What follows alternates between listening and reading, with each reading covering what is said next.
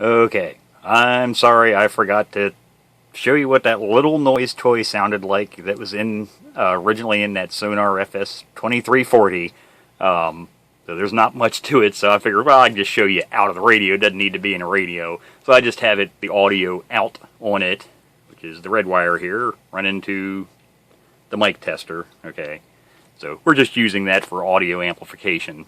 So it's hooked up, so here's what it sounds like.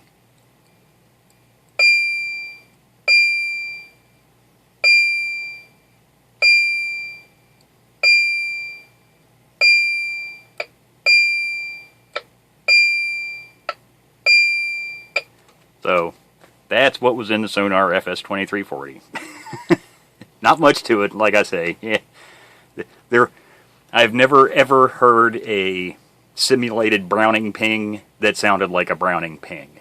Main reason being no two Browning pings sound the same, because it's a remnant of the radio being in basically transmit and receive at the same time, and you're getting feedback, and the sound depends on your mic gain, how you're holding your microphone. I mean, it varies greatly, and that's the other thing about the Browning ping. They vary. It's not just the exact one frequency that just drops in intensity. So actually, we can look at this this noise on an oscilloscope.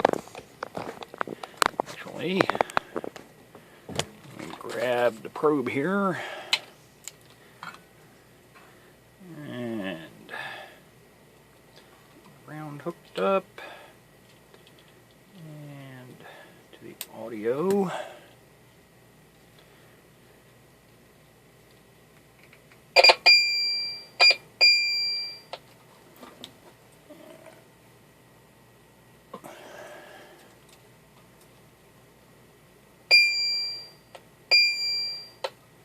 There, I can.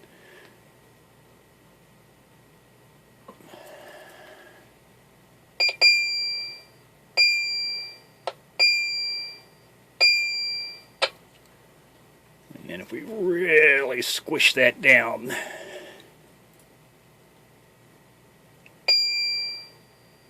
that's a little bit too far. You can see how it goes from a high level, and it's a decay.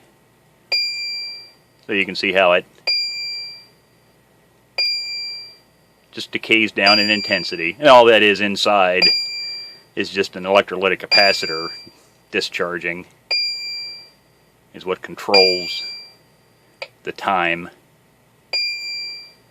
So there it is. The 1970s, early 80s vintage simulated Browning ping toy.